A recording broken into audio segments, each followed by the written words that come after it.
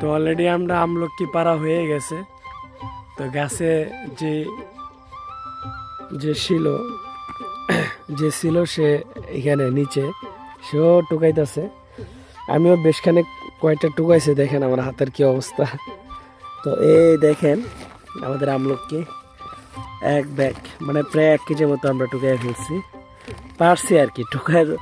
টুকানো তো আর এত কিছু তো আর থাকে না নিচে। তারপরে এখানে কিছু আছে যেগুলো দাগি বা যেগুলো আগের কিছু পড়া ছিল এগুলো, তো আমরা সেগুলো আর টুকাই নাই। আমরা যেগুলো পারছি সেগুলো আমরা টুকাইতেছি। পুরা ব্যাগ ভর্তি আমলকি। তো এগুলো আমরা কিছু ঢাকা নিয়ে যাব, কিছু এখানে রেখে যাব, তারাও খাবে। তুমি আমলকি দিয়া তুমি কি খাবা, কি বা করবা বলো? আমলকির আচার। তুমি আমলকি আচার বানাবা? আচার বানাতে পারো? ভালো লাগে? কি মানে টক না মিষ্টি? মিঠা তো বুঝলাম, টক ঝাল মিষ্টি নাকি আমি পুরোটাই মিঠা? পুরোটাই টক। তো টক হলে আবার মিঠা হয় কেমনে? কেমন টক ঝাল মিষ্টি? কে বানাবে, তুমি বানাবো না তোমার আম্মু বানাবে? আচ্ছা, তো আমার বাগেরটা তোমার আব্বু পারে বানাইতে? কয়ে দিও যাতে সে যাতে আমার বানায় খাওয়ায়, ঠিক আছে? আরেকটা জিনিস আপনাদেরকে বলে রাখি যে গ্রামে আসলে যখন একটা জিনিস খেয়াল করছেন কিনা, এই যে মনে করেন যে রাস্তা, এই যে আমিও আছি, মনে করেন সেম জায়গাতে আপনারাও আছেন।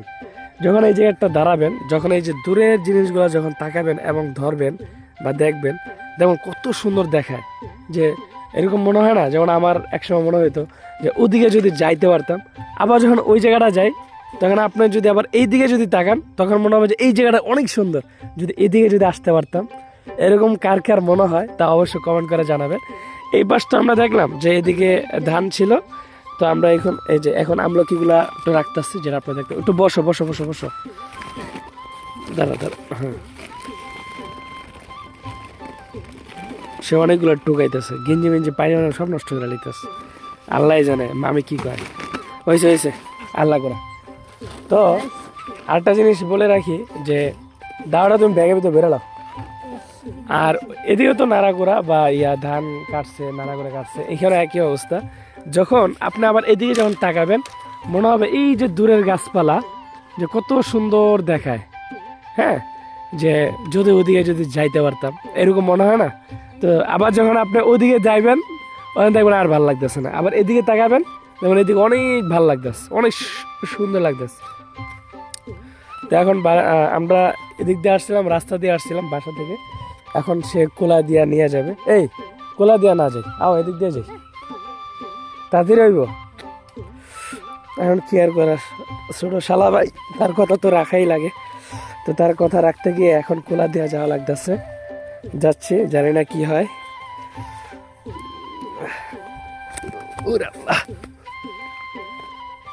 তো আমাদের আমলকি পাড়া শেষ প্রায়। এই তুমি না বললা ওই যে কলার কি জানি কয়, কোন দিকে ওদিকে পাওয়া যাবে? ওটা কি কয়, কলার মুসা? হ্যাঁ, মুসাটাও ভালো লাগে। তো যারা মুসা খেয়েছেন বা যারা মুসা ভাজি খেয়েছেন তারা একটু কমেন্ট করে জানাবেন যে আপনাদের কাছে কলার মুসা ভাজি মানে কিরকম লাগে, কলার মুসা যে খাবারটা। তো এখানে গরু আছে এবং ছাগলও রয়েছে, ওই পাশে ছাগল আর এই পাশে গরু, যার যার খাবার সে খাচ্ছে। আর আমরা শর্টকাট দিয়ে আমরা বাসার দিকে যাচ্ছি। তো আমরা এই যে রাস্তা, আমরা কিন্তু এতক্ষণ ওই জায়গাটা ছিলাম, এখন দেখেন কত সুন্দর দেখায়, তাই না? এখন কিন্তু আমরা এদিক দিয়ে যাচ্ছি, যত কাছে যাচ্ছি মনে হয় যে সৌন্দর্য দৃশ্য, প্রাকৃতিক দৃশ্য তত দূরে যাচ্ছে এরকম মনে হয়।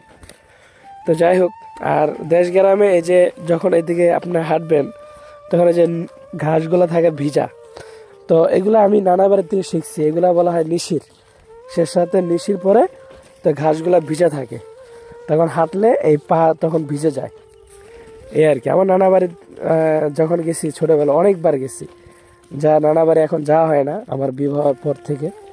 আমার বিবাহ বয়স হচ্ছে প্রায় 2 বছর, আর ওদিকে 2 বছর আগে, মানে প্রায় 4 বছর ধরে যাওয়া হয় না। তো খুব মনে পড়ে নানা বাড়ি। তো নানা বাড়িও আমার বরিশাল, এটা পিরোজপুর। আর পিরোজপুর থেকে বরিশাল যাইতে আপনার প্রায় 1 থেকে 2 ঘন্টা রাস্তা। না, এটা এটা সবার জন্য, এখানে দেওয়ার মতো কিছু না। তো আমি যেটা বলতেছিলাম যে নানা বাড়িতে আমার অনেক কিছু শেখা হয়েছে এবং অনেক কিছু জেনেছি। এবং ওই ওই আমার নানা বাড়ির গ্রামটা অনেক সুন্দর, যেটা আমি এটা বারবারই বলি। পিরোজপুর কি, পিরোজপুর চাইতে বেশি সুন্দর আমার কাছে মনে হয়। আর ওটার ভিতরে আমার একটা আবেগ জমে গেছে অনেক, কিন্তু যাওয়া হয় না। তা আল্লাহ তাআলা যদি হায়াতে বাঁচায় রাখে, এখনও আমার নানি বেঁচে আছেন, তো দোয়া করবেন আমার নানা বাড়ির আত্মীয় স্বজন সবার জন্য।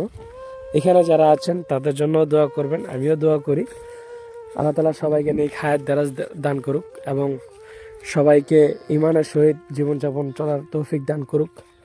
আর যারা ভিডিওটি দেখতে পাচ্ছেন, ভিডিওটি যদি ভালো লেগে থাকে তাহলে অবশ্যই আমাদের ভিডিওটিতে লাইক, কমেন্ট এবং শেয়ার করতে ভুলবেন না। যারা ইউটিউব থেকে যারা দেখতে পাচ্ছেন তারা অবশ্যই সাবস্ক্রাইব করে বন্ধু হয়ে পাশে থাকুন। যারা ফেসবুক, টিকটক থেকে যারা দেখতে পাচ্ছেন তারা অবশ্যই লাইক, ফলোয়ার দিয়ে আমাদের সাথেই থাকুন নিত্য নতুন ভিডিও পাওয়ার জন্য। তো আজকে ভিডিও আমাদের এই পর্যন্তই থাকবে।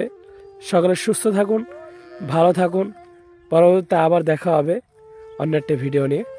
আসসালামু আলাইকুম রহমতুল্লাহি আবরাকাত। মাহিয়ান, বিদায় দাও। বলো যে আমার ভিডিও আপনারা সবাই দেখবেন, এরকম কিছু একটা বলো। এই তাকাও, এদিক তাকাও। হ্যাঁ, বলো। আচ্ছা, যাই হোক, লজ্জা পাচ্ছে। তো আজকের ভিডিও আমাদের এই পর্যন্ত। সবাই সুস্থ এবং ভালো থাকুন। আবার দেখা হবে অন্য একটা ভিডিও নিয়ে। আসসালামু আলাইকুম রহমতুল্লাহি আবরাকাত।